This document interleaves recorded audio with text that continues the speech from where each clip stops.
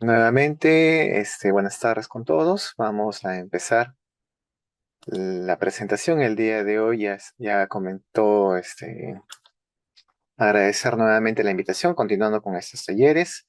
Como ya me hice la presentación, soy el licenciado Jack Cotera, ya con una experiencia de 15 años trabajando en el área pediátrica de UCI, de cuidados intensivos pediátricos, y actualmente desempeñando el cargo de jefatura de servicio en la UCI pediátrica del Hospital 2 de Mayo, ¿no?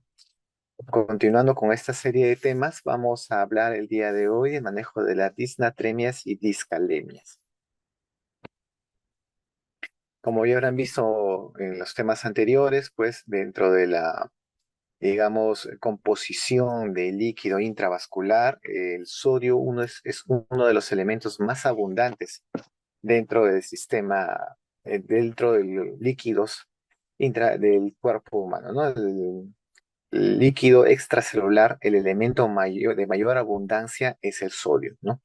El agua sigue al sodio como la sombra al cuerpo. Por cada molécula de sodio se está movilizando dos moléculas de agua.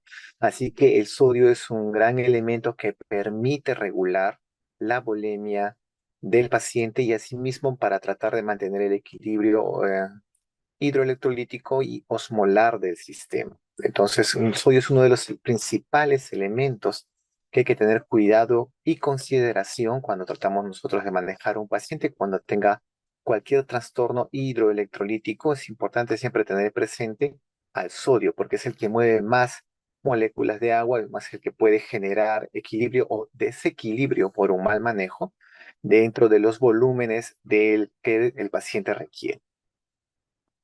Como mencionaba, es el principal soluto de líquido extracelular, ¿no? El 30% se encuentra en los huesos y es inaccesible, forma parte de las moléculas de estructura ósea, el tejido óseo del organismo, y el 70% está disuelto en el líquido extracelular, que es al final lo que nos interesa a nosotros, el que va a encargar de generar el movimiento y distribución de agua en el líquido extracelular. Controla y regula los líquidos corporales. Su regulación es primariamente renal. El riñón es el principal órgano que se encarga en regular los niveles de sodio dentro del organismo, que es el que se encarga de reabsorber o eliminar según se requiera o que requiera el organismo.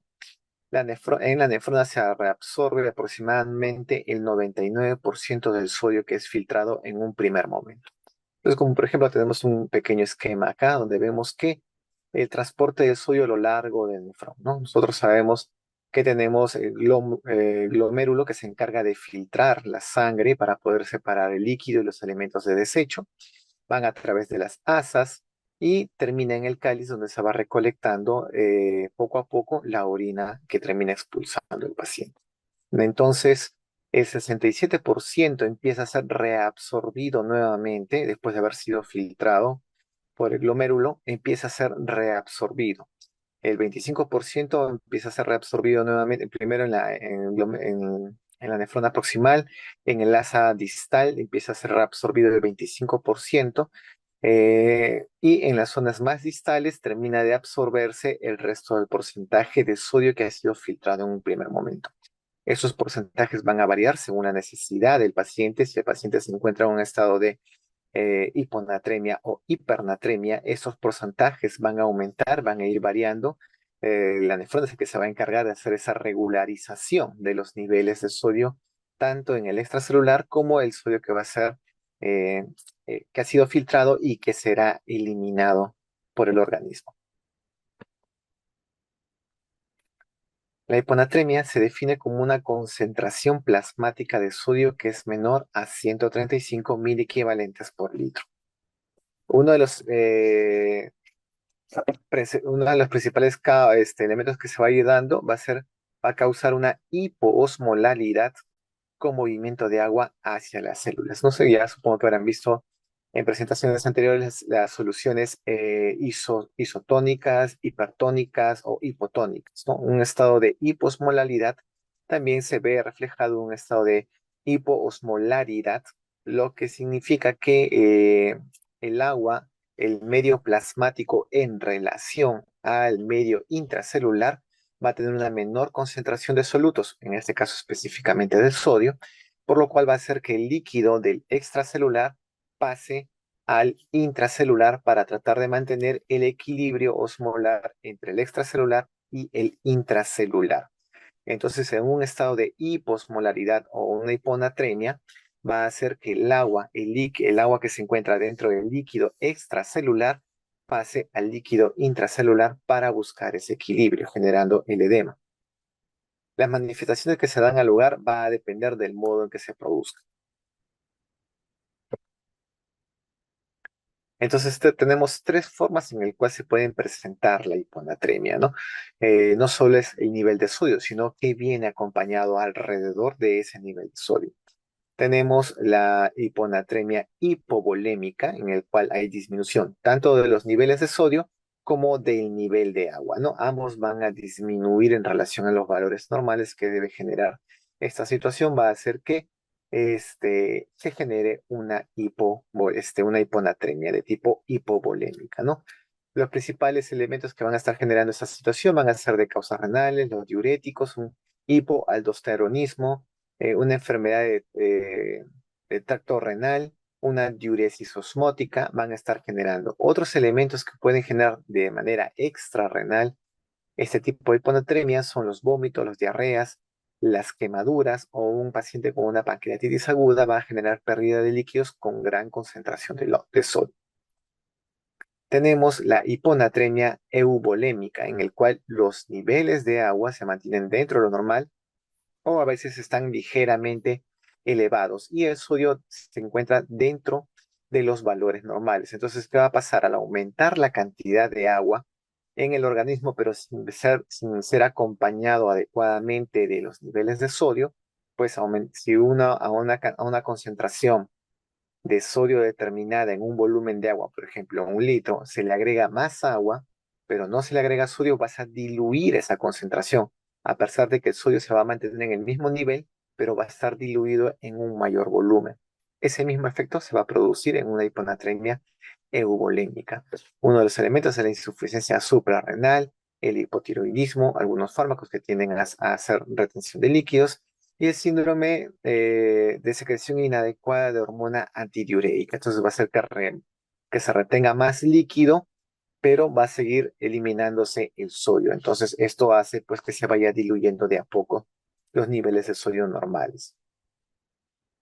Y de ahí tenemos una hiponatremia hipervolémica en el cual hay un exceso de volumen de líquido extracelular, pero también hay un exceso de sodio, pero aún así este sodio que es elevado, a pesar de que puede estar elevado, no llega a generar la suficiente osmolaridad, por lo tanto se puede generar una hiponatremia. O sea, a pesar de que el sodio está elevado, aún sigue siendo insuficiente porque se está haciendo diluido en mayor cantidad de volumen extracelular.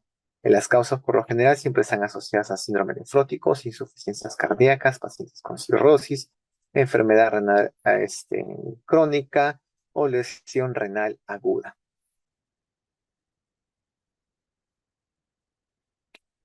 Tenemos los niveles de hiponatremia, tenemos las hiponatremias que son leves, en el cual están de 120 a 135. Los síntomas van a ser anorexia, apatía, agitación, náuseas, somnolencias o calambres musculares. Tenemos la hiponatremia, que es moderada, que va de 120 a 110 miliequivalentes por litro, en el cual vamos a encontrar ya cierto nivel de agitación psicomotriz, desorientación, cefalea y empiezan a notarse ya signos neurológicos más marcados, como en este caso una hiporreflex. Y cuando estamos hablando de una hiponatremia severa, va a verse acompañado de convulsiones, puede haber coma, generalmente se empieza a presentar un edema cerebral, porque ya expliqué que lo que pasa cuando disminuye el sodio se genera un estado de hiposmolaridad, por lo tanto el líquido va a pasar del extracelular al intracelular. Esto sucede a nivel de todo el cuerpo, pero las células que digamos son más sensibles, se pueden injuriar con mayor facilidad, son las células cerebrales. Por lo tanto, se empieza a generar estos síntomas de convulsiones, coma, y puede llegar a la muerte del paciente.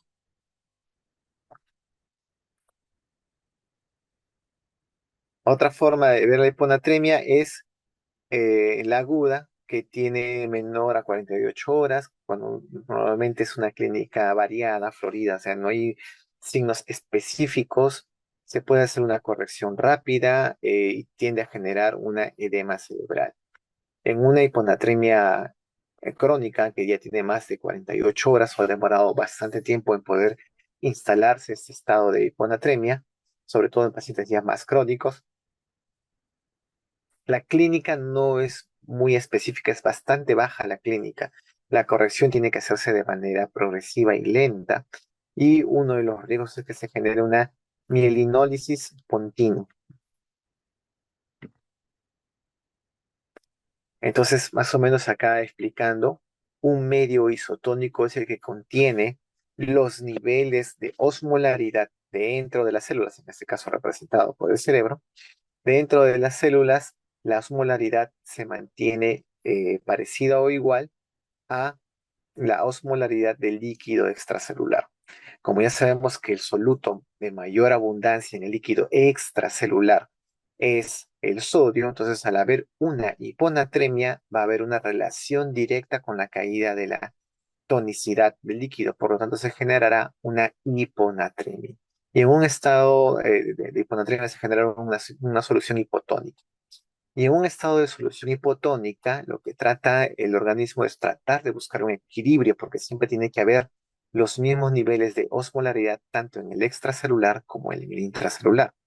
Entonces, si el cuerpo detecta que hay una caída de la osmolaridad, o sea, estamos hablando de una solución o un líquido hipotónico en relación a el líquido intracelular, el organismo va a hacer que ingrese agua del extracelular al intracelular. Y en este caso, para tratar de buscar ese equilibrio y al ingresar agua a las células, pues se generará pues el edema celular y en este caso específico, que es lo más peligroso, el edema cerebral. Entonces nosotros tenemos que hacer una corrección de los niveles de sodio, pero esta corrección tiene que hacerse de manera lenta. Si nosotros hacemos una corrección demasiado rápida, ¿qué es lo que puede suceder? Puede generarse la mielinólisis pontina o desmielinización por corrección de sodio, es otra forma de llamarlo. En este caso, ya que de manera muy brusca empezamos a subir los niveles de sodio en el extracelular, pasamos de un ambiente hipotónico extracelular a un ambiente pues, isotónico de manera muy brusca, muy rápida. Entonces, ¿qué vamos a hacer? El líquido de las células va a salir para tratar de mantener ese equilibrio y esa salida puede ser muy brusca y puede generar daño cerebral, en este caso daño a las neuronas. Específicamente puede generar destrucción de la mielina de las neuronas, por eso se genera esta desmielinización, pero producto de una reposición muy rápida, por ese movimiento brusco que va a haber de líquidos y de solutos del intracelular al extracelular. Eso puede generar daño neurológico.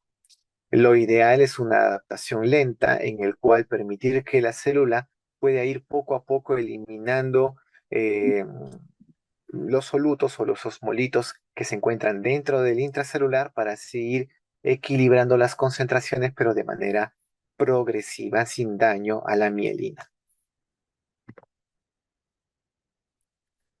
¿Cuáles son los cuidados de enfermería que debemos tener con este tipo de pacientes? La anamnesis es muy importante, vamos a ver la enfermedad de base. ¿Cuál es la enfermedad de base? Por lo general en pacientes pediátricos son enfermedades agudas, bastante raro ver pacientes pediátricos con enfermedades renales crónicas, puede pasar, pero es bastante raro. Eh, Ir averiguando ya con la mamá, si por ejemplo es un paciente que viene con diarreas de varios días o vómitos de varios días, ir averiguando con la mamá cómo era la orina en casa, cómo iba haciendo la presentación de la orina, si había oliguria, o si es un paciente que ya está recibiendo tratamiento, por ejemplo, algún paciente cardíaco que está recibiendo algún tipo de diurético para un control de su problema de cardiopatía congénita, pues, o si está orinando demasiado, ¿no? En las pérdidas extrarrenales, si es que hay vómitos, si es que hay diarrea o, como le mencionaba, algún tratamiento diurético que ya está recibiendo en casa por una patología muy distinta a la cual está ingresando el paciente. En el examen físico se va a orientar a determinar el estado de volemia del paciente, buscar signos de deshidratación o signos de sobrehidratación. El signo sintomatología asociada al déficit de sodio, uno de los principales, ya hablamos, es de las manifestaciones neurológicas, que por lo general ya son cuando es un estado de hiponatremia bastante moderada a severa. En la bulimia, como les decíamos, les decía, estar evaluando el estado de deshidratación, presencia de edemas o la presencia del tercer espacio, ¿no? Como sabemos, el tercer espacio se presenta cuando hay un exceso de líquido o que el organismo no puede regular adecuadamente este líquido. Para eso tenemos que estar vigilando al mismo tiempo los signos vitales, como es la frecuencia cardíaca, la presión arterial, la, la frecuencia respiratoria y las características del pulso.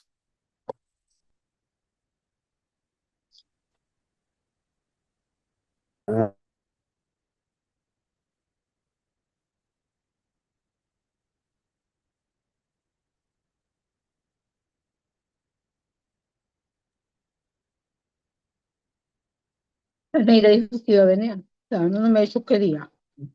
¿Ah? Ah, No se le escucha, licenciado Jack.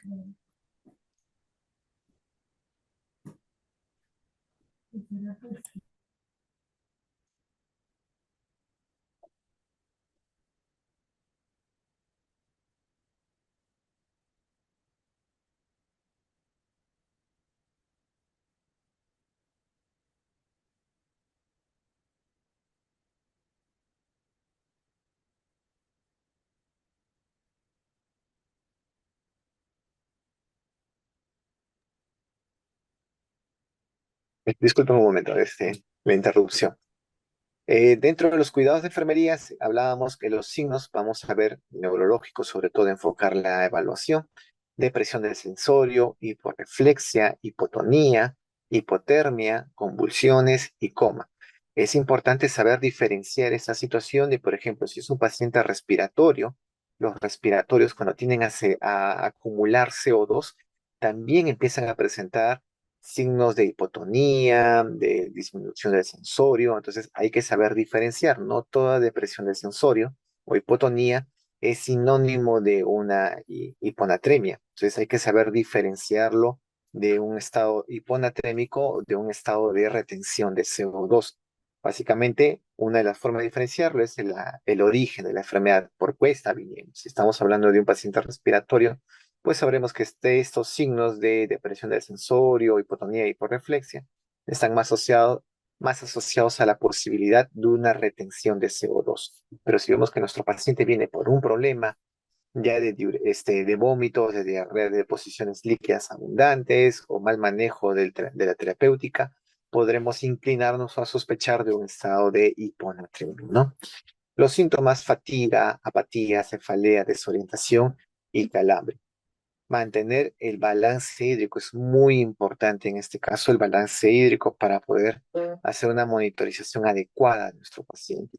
Peso corporal es bastante importante si es que el paciente ya pasa a una unidad de cuidados intensivos o una unidad de cuidados intermedios con el diagnóstico profesional de hiponatremia. Hay que estar pesando diariamente porque la administración de líquidos podría generar edema. Entonces es una forma de estar cuidando el volumen que vamos a estar administrando.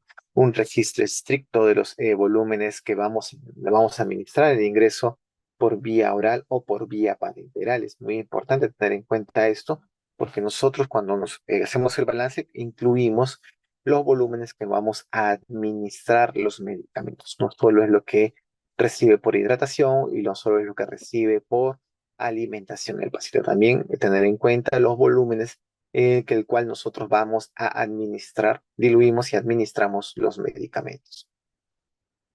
Dentro del balance, tomar en cuenta la presencia de orina, la materia fecal, las deposiciones y sobre todo las características de la misma, ¿no? Una deposición líquida tiende a perder más electrolitos que una deposición pastosa, ¿no? Una deposición grumosa. Entonces es importante también tener en cuenta las características de las deposiciones.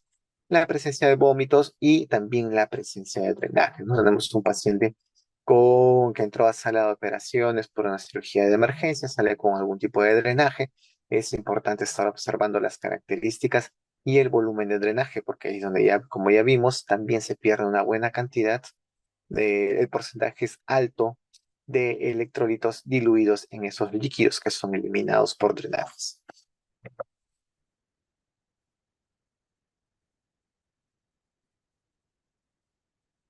Tratamiento. En la hiponatremia sintomática se va a corregir en pacientes sobre todo neurológicos. La reposición endovenosa se va a hacer en este tipo de pacientes, ¿no? Cuando ya hay una sintomatología.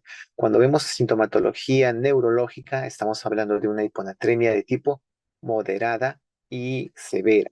En hiponatremias de tipo leves, por lo general la corrección se hace a través de la vía oral.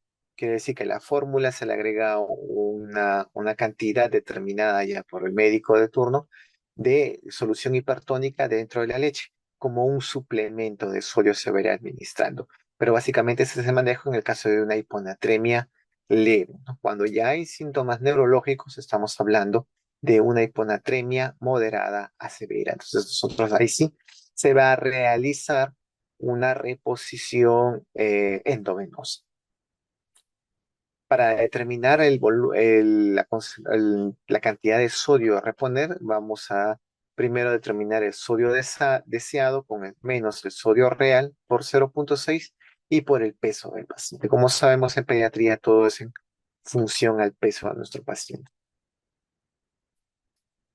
El sodio deseado no debe superar los 10 miliequivalentes por litro.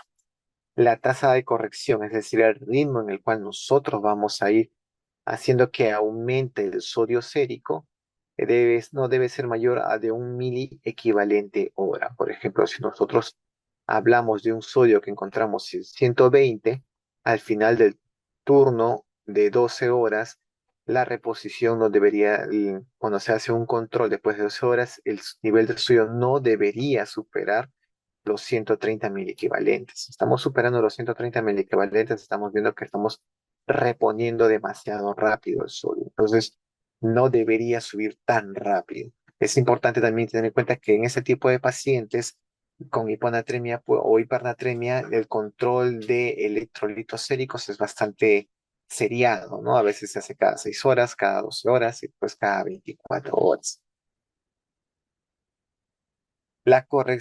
Siempre la corrección tiene dos partes, ¿no? Una corrección rápida y una corrección lenta. La corrección rápida es, llegar a la mitad de lo que se quiere en un periodo de tiempo y la otra mitad ya en un tiempo más prolongado. En estos casos, la corrección rápida puede realizarse con solución hipertónica o cloruro de sodio al 3%. La corrección tiene que hacerse, como le mencionaba, de 4 a 6 horas. Algunos médicos prefieren hacerlo en un turno de 12 horas. Y tiene que hacerse un control de electrolitos séricos de manera continua, seriado. Eso sí puede ser de cada 4 a 6 horas el control de electrolitos séricos. En caso de una hiponatremia crónica, la corrección es parecida, pero el ritmo de reposición de natremia es a 0,5 mil equivalentes hora. Toma más tiempo reponer en este tipo de casos. No se espera que la reposición logre hacerse en 24 horas. En una hiponatremia hipovolémica, que es lo más frecuente en pediatría, tenemos dos maneras de reposición, de manejo, uno con signos de shock y otro sin signos de shock, ¿no? Y en una hiponatremia hiper o normovolémica se produce por exceso de agua, por ende la indicación es restricción hídrica.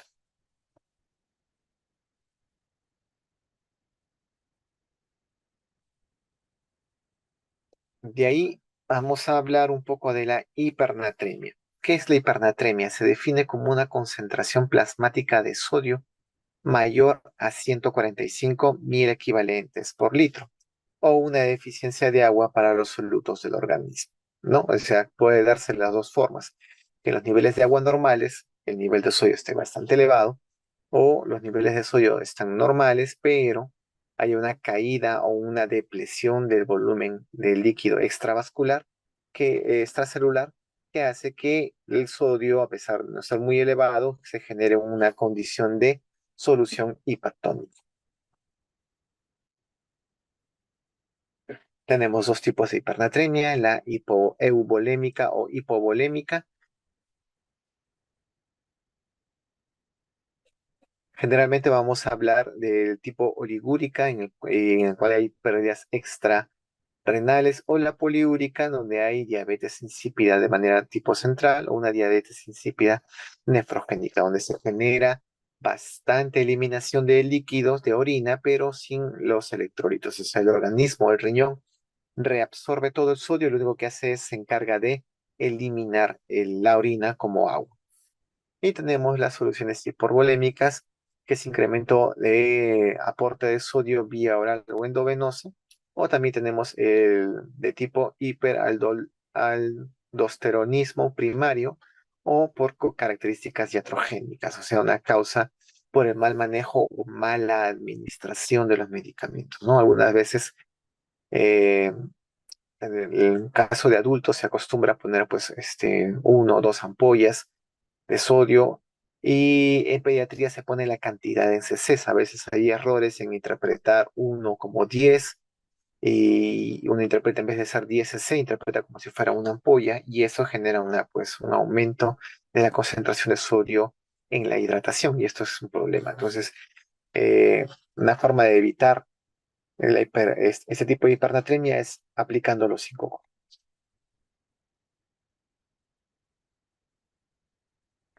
En la hipernatremia tenemos la hipernatremia leve de 146 a 150 mil equivalentes por litro. Como es una hipernatremia leve, los síntomas son poco frecuentes, casi no hay síntomas. En una hipernatremia moderada hablamos de 151 a 159 mil equivalentes.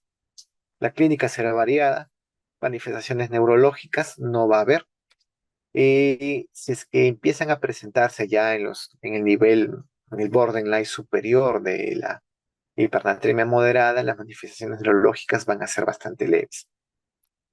Y en una hipernatremia severa, vamos a hablar de niveles de sodio mayores a 160 mil equivalentes por litro.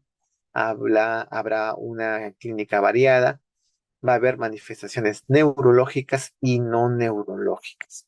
Acá vamos a ver. Como decía, en una hipernatremia severa, los signos neurológicos que nosotros vamos a observar va a ser debilidad, las mioclonías, que son esos espasmos de paquetes musculares específicos, ¿no? A veces digamos, se contrae parte del rostro, o el parpadeo el movimiento del párpado, o esas contracciones involuntarias de los músculos de brazos, esas son las mioclonías. Alteraciones del lenguaje, va a haber alteración de la conciencia, confusión, crisis convulsiva, y puede llegar hasta el coma. En signos neurológicos tenemos la mucosa oral seca, va a haber taquicardias, hipotensión, y también va a haber una oliguria. ¿Por qué habría oliguria? Porque es el que el organismo trata de retener el agua para poder diluir la concentración de sodio. Por eso va a haber una caída de la orina. No necesariamente sea por una oliguria en respuesta a la falta de líquido, sino es una oliguria en respuesta a las altas concentraciones de sodio que hay en sangre. Por lo tanto, disminuye la filtración de agua para tratar de diluir el líquido extracelular del paciente. Nuevamente, vemos un medio isotónico, tanto que quiere decir que tanto la concentración osmolar del intracelular y el extracelular se mantienen en un equilibrio, o sea, se mantienen casi igual en un equilibrio. Cuando hablamos de un medio hipertónico, estamos hablando de que la concentración de solutos o la osmolaridad es bastante elevada en el líquido extracelular en comparación con el líquido intracelular. Y esto, ¿cómo podría el organismo, cómo responde? Va a empezar a movilizar el líquido intracelular hacia el extracelular para tratar de mantener un equilibrio nuevamente, volver al equilibrio los niveles osmolares, tanto extra como intracelular.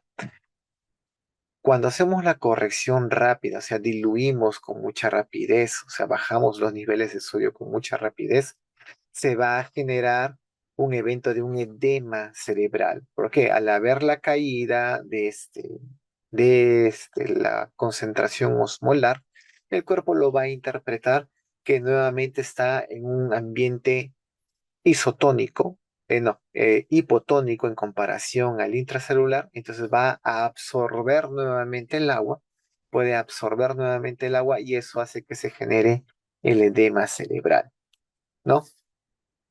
Y tenemos, cuando hacemos las reposiciones lentas, vamos a permitir que el organismo pueda, las células puedan ir juntando de manera lenta y progresiva digamos, los elementos que van a dar la osmolaridad, la tonicidad del líquido intracelular de manera progresiva y así evitar cualquier tipo de daño neurológico. Cuidados de enfermería. Evaluación del paciente. Nuevamente, en la anamnesis se está preguntando la enfermedad actual, qué antecedentes tiene nuestro pequeño. En este caso, obviamente, hay que hablar con la mamá.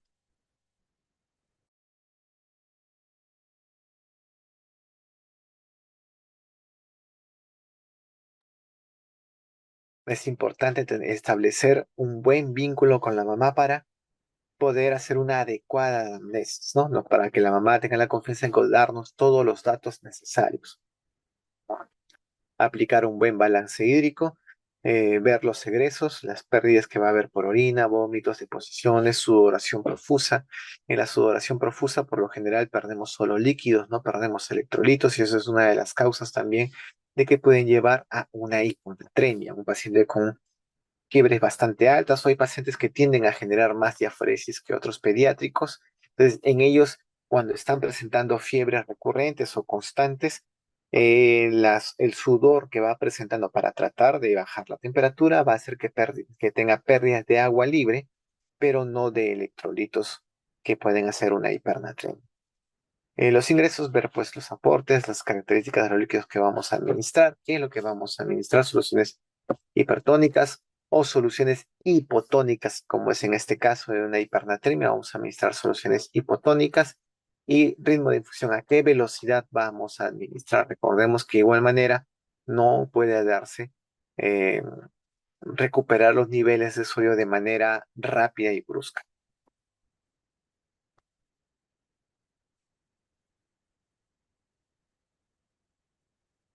En la evaluación, ¿qué vamos a ver en nuestro pacientito? El pliegue pastoso, signo de pliegue positivo al evaluar la turgencia de la piel, mucosas semihúmedas, signos de deshidratación, o sed intensa, que puede ser relacionada a la deshidratación, si es que hay pérdidas abundantes de líquidos, o a los niveles altos de sodio. Entonces, la sed es un mecanismo de defensa, un mecanismo de respuesta ante un estado hiperosmolar de líquido extracelular.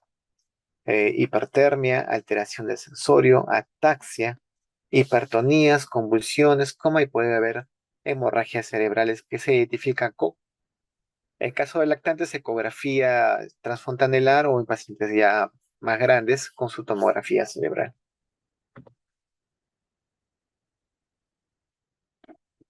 ¿Cuál es el tratamiento? Si el paciente no presenta signos de shock o no tiene contraindicaciones para la vía oral, es la hidratación con sales de rehidratación.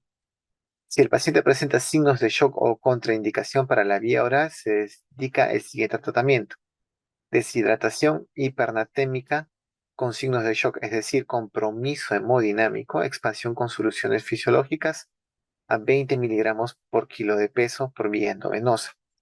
Deshidratación hipernatrémica sin signos de shock, se calculan las necesidades basales, pérdidas recurrentes y déficit previo, ¿no? El déficit previo debe administrarse en un periodo de 48 horas. Si el niño no orina, no hay que aportar potasio porque podemos generar daño renal. Y la diuresis debe ser positiva, aportando de 20 a 30 mil equivalentes por litro. Bien, estas son las características del estado de hipernatremia y de hiponatremia. Ahora vamos a ver en el caso del potasio. El potasio es el principal catión intracelular, así como el sodio es el principal elemento extracelular. El potasio es el principal catión intracelular dentro de la célula, que controla el volumen, la osmolaridad y el potencial eléctrico de la célula. Adicionalmente, el potasio es el que se carga de generar el potencial eléctrico que lleva a las contracciones o al estímulo de célula a célula. El 98% se encuentra en el líquido intracelular y el 2% se encuentra en el líquido extracelular.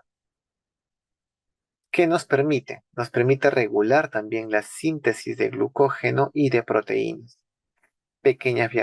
Puede haber pequeñas variaciones en los niveles de potasio, generando grandes alteraciones.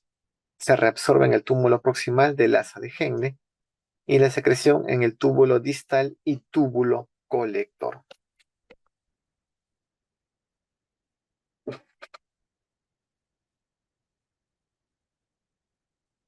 La secreción depende de la acción de la aldosterona. El potasio es bastante dependiente de los niveles de aldosterona. Puede generar gradientes electroquímicas dado por el ion potasio en las células del túbulo distal. El volumen urinario suministrado al lumen del túbulo distal, a mayor volumen, mayor secreción. En un estado de ácido-base, la alcalosis metabólica aumenta la secreción de potasio. Entonces, a mayor alcalosis, mayor pérdida de potasio, por lo tanto, vamos a ver una disminución del potasio sérico.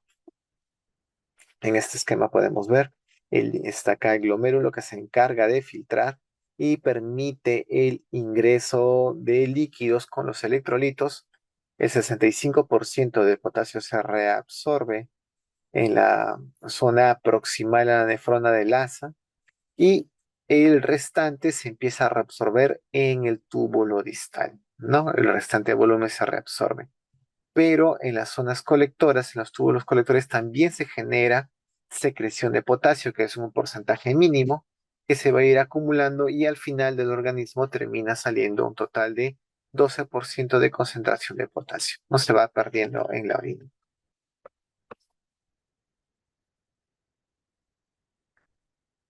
¿Cuáles son los mecanismos que permiten la regulación de los niveles séricos del potasio en las personas? Tenemos dos grupos, ¿no? El que incrementa el ingreso celular de potasio, o sea, quiere decir que el potasio favorece el pase del potasio del extracelular al intracelular. Tenemos los elementos como la insulina, la glucosa, los beta-adrenérgicos, la alcalemia, el estado de alcalosis, exceso de sodio y hipernatremias también van a hacer que ingrese el potasio al intracelular, por lo tanto generan una eh, hipercalemia y la hiperosmolaridad, ¿no? Para tratar de equilibrar eso, también se va a movilizar potasio del extracelular al intracelular. ¿Qué elementos van a impedir el ingreso de celular al potasio? Situaciones en las cuales se está dando la glucogenólisis y la preparación de glucagón, las alfa-catecolaminas, en un estado de acidosis va a hacer que aumente el potasio también en sangre, y disminución del sodio va a hacer que el potasio también pase del intracelular al extracelular para tratar de mantener el equilibrio osmolar.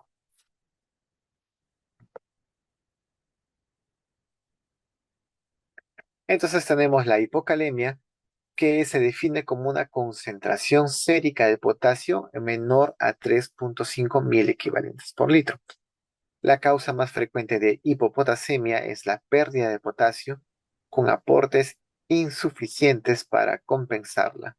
La presencia de vómitos, uso de diuréticos y diarrea. En caso de uso de diuréticos en pacientes crónicos, pues eh, estados de hipocalemia son bastante frecuentes, sobre todo si no hay un control estricto con respecto a los medicamentos y a los efectos de los mismos, o sea, a un medicamento que va a generar, que va a favorecer la diuresis, pues estar observando cuánto es el volumen de orina que está haciendo el paciente, en este caso el pequeño, para tener en cuenta que eso puede afectar la concentración de potasio en sangre.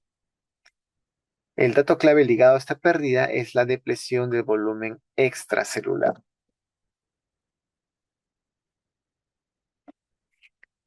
En el caso de la hipocalemia, tenemos las posibles causas: una disminución del ingreso de potasio al organismo, los desórdenes de la conducta alimentaria como la anorexia y la bulimia. Entonces, en el momento el paciente está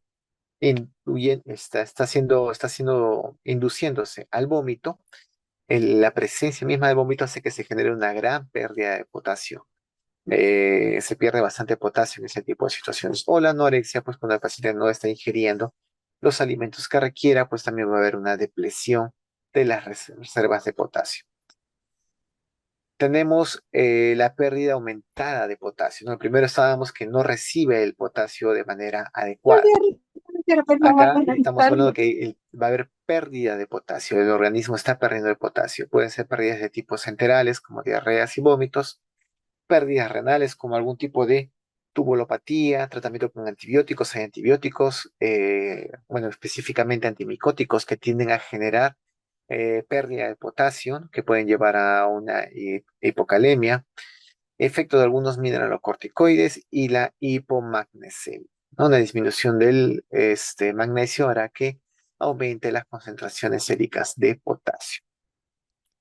El desplazamiento de potasio hacia las células, o sea, del intracelular, del extracelular al intracelular. No es que se pierda el potasio, sino que el potasio al pasar al intracelular ya no está a disponibilidad del organismo, por lo tanto, ve afectada también sus niveles de potasio sérico.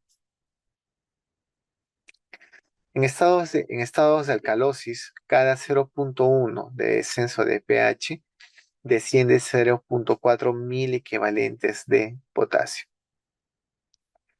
Estímulos beta-adrenérgicos como los salbutamol, los inhaladores, tienden a generar un estímulo en los receptores beta y esto hace que también haya pérdida de potasio. Y un estímulo insulínico, que es básicamente al momento que se administra la insulina, la glucosa y el potasio van a ingresar al espacio intracelular.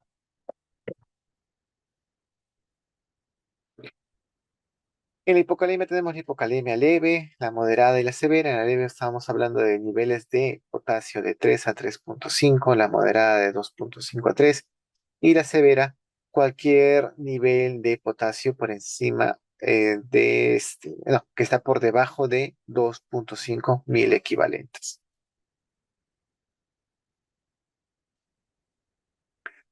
Las manifestaciones clínicas, tenemos las manifestaciones de tipo neuromuscular, que está caracterizado por debilidad muscular, adinamia, o sea, quiere decir que hay poca actividad, no es lo mismo que hipotonía. La adinamia es la falta de actitud a actividades que requieran pues mayor esfuerzo físico. Hiporreflexia, parálisis y debilidad muscular, y también puede generarse la rhabdomiólisis, que es la destrucción de tejido muscular, ¿no? Del músculo estriado. Otra de las manifestaciones clínicas es a nivel del corazón. El EKG aumenta el potencial de reposo en la membrana, la duración de la potencial de acción y el periodo refractario.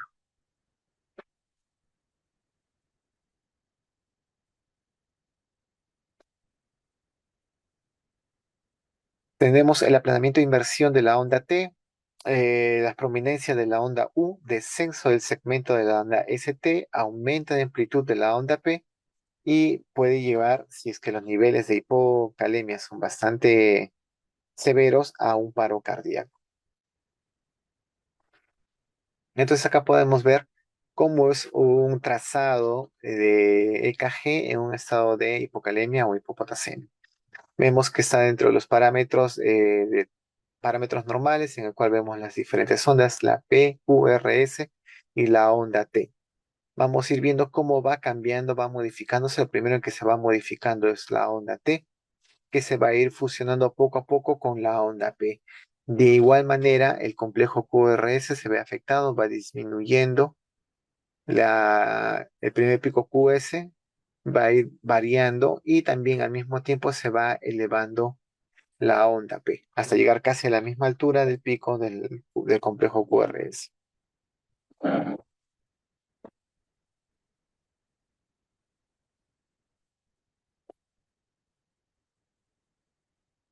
Cuidados de enfermería. La evaluación del paciente, hay que ver el estado nutricional del paciente. El equilibrio ácido-base es importante, sobre todo cuando sospechamos de alguna alteración del potasio. Es importante tomar un AGA de control porque, como ya vimos, la alcalemia o la acidemia puede también afectar indirectamente con los niveles de sodio sérico. estar viendo la presión arterial, tomar un EKG para las alteraciones, evidenciar o poder observar alguna alteración del trazado en nuestros pacientes.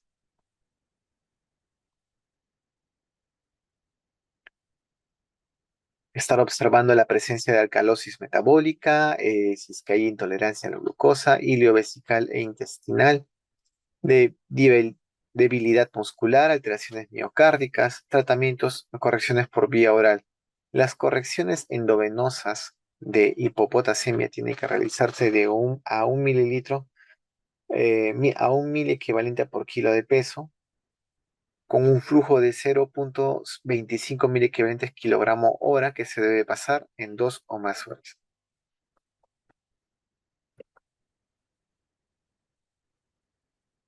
Otro de los elementos que se ven afectados dentro de los niveles de potasio sérico es el contrario, que es la hipercalemia. Se define como una concentración sérica del potasio de 6.000 equivalentes por litro en el recién nacido.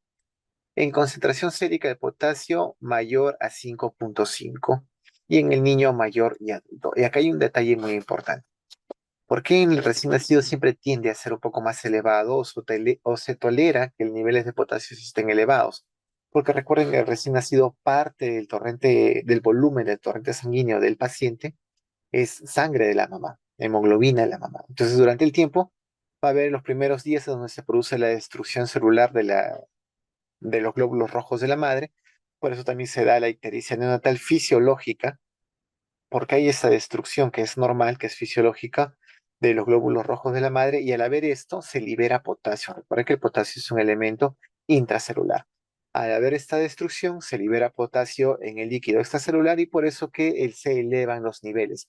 Pero siempre es un límite, que no sea mayor a 6.000 equivalentes por litro. Cuando hablamos de cifras superiores a 6,5 mil equivalentes, esos ya pueden empezar a generar arritmias ventriculares fatales, especialmente si la instauración es brusca.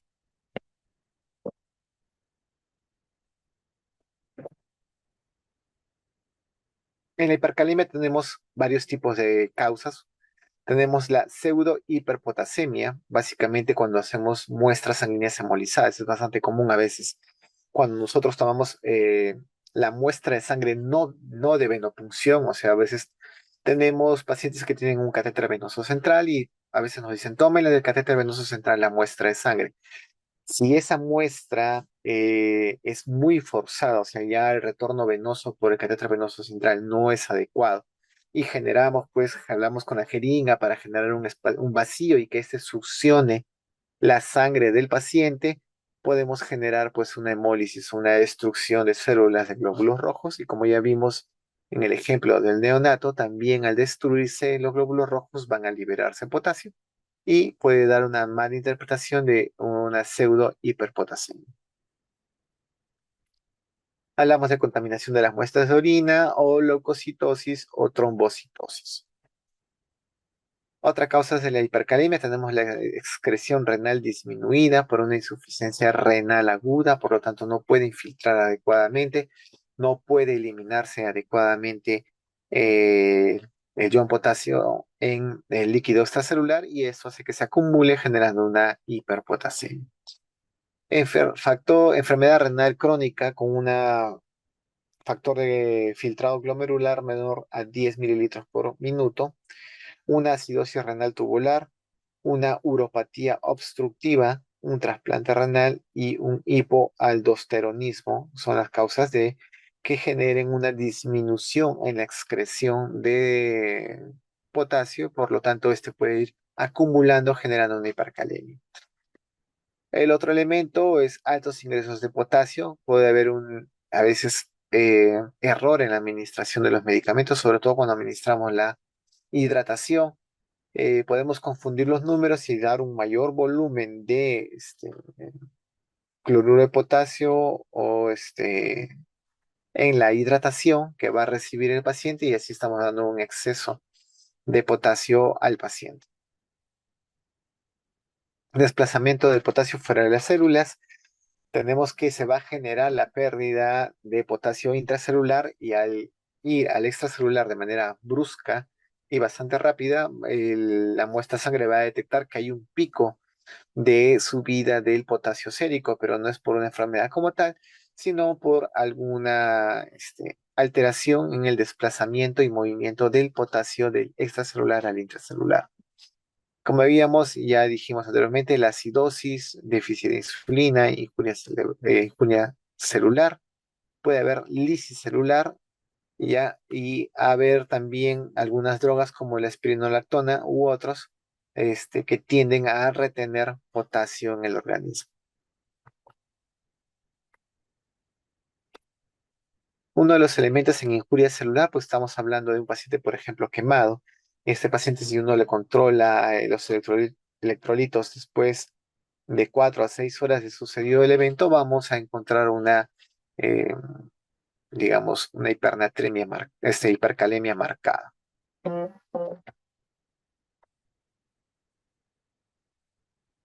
La hipercalemia puede ser leve, moderada o severa. En hipercalemia leve estamos hablando de 5.5 a 6.5 equivalentes por litro, en la moderada de 6.5 a 7, y en la severa estamos hablando de un potasio sérico mayor a 7 equivalentes por litro.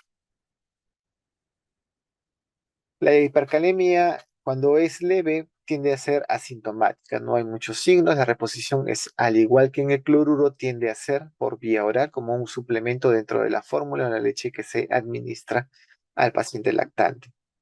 Eh, Signos neuromusculares, puede haber debilidad, parestesia, también puede generarse toxicidad cardíaca, en estos pueden estar acompañando estos síntomas. Las alteraciones del EKG, el corazón se va a dilatar porque va a aumentar la cantidad de la fuerza de las contracciones, va a disminuir la frecuencia cardíaca y puede darse un bloqueo de la conducción.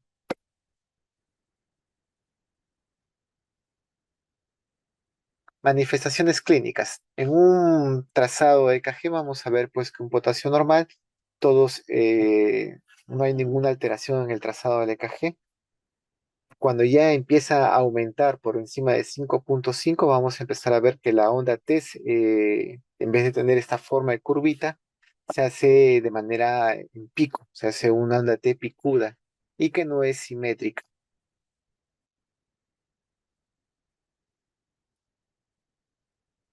La onda T picuda, cuando hablamos de valores de mayor a 6 equivalentes, empieza a volver a ser simétrica con el voltaje de la onda R. Como pueden ver que está poquito acá, empieza a crecer para tratar de igualarse a la otra, el complejo R de la QRS, tratando de tener los mismos voltajes.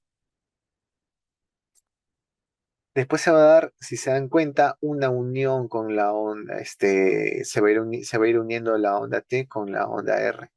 Entonces, en el siguiente nivel de hipernatremia vamos a hablar que se está generando una prolongación progresiva del segmento PR hasta la desaparición de la onda P, ensanchando progresivamente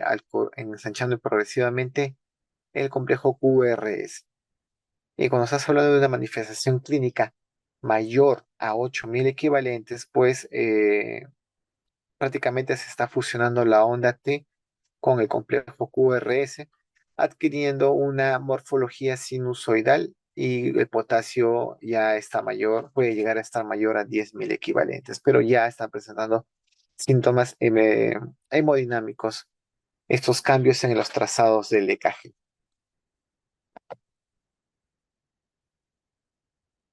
Acá, como podemos ver, tenemos un trazado con alteraciones en el EKG, con un potasio de 8.9, un momento de prediálisis con potasio de 7.5, y después de una diálisis de 30 minutos vamos a ver que las zonas han recuperado su normalidad porque han retirado el exceso de potasio. Cuidados de enfermería, alteraciones del ritmo cardíaco, alteraciones del EKG, onda T simétrica, picuda con aumento del voltaje, como ya vimos en las imágenes, QRS ensanchado, prolongación del segmento PR, fibrilación ventricular y asistolia. El tratamiento se tratará en las calemias superiores recién a 6,5 equivalentes, luego del descarte de la hipocalemia ficticia y acidosis metabólica en caso de deshidratación grave, realizar expansión de volumen con suero fisiológico y reevaluar. Retirar el aporte exógeno de potasio, suspender drogas que lo aumenten o modificar la hidratación que está recibiendo nuestro paciente.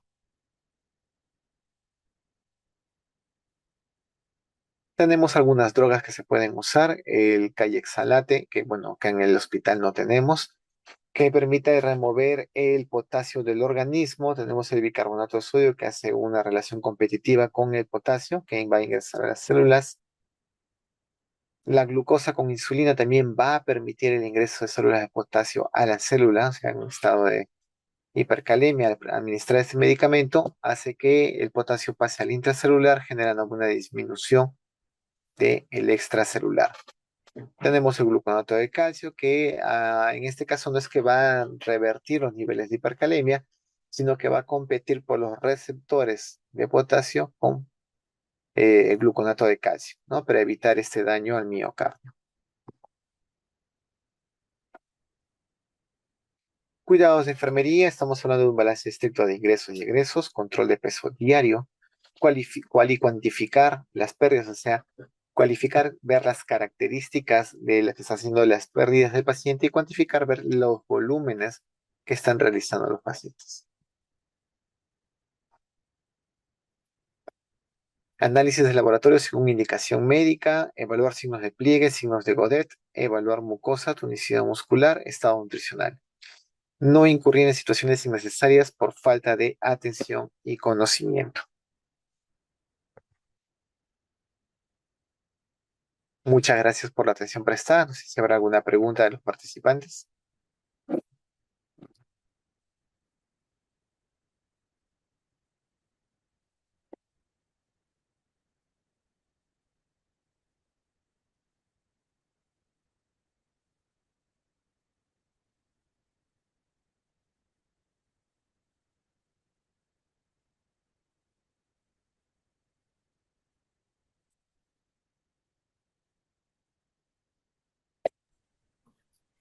Estimados participantes, podemos activar nuestro audio para hacer alguna consulta al licenciado Jack o también podemos escribir por el chat del Zoom. Cualquier consulta, cualquier pregunta que tengan.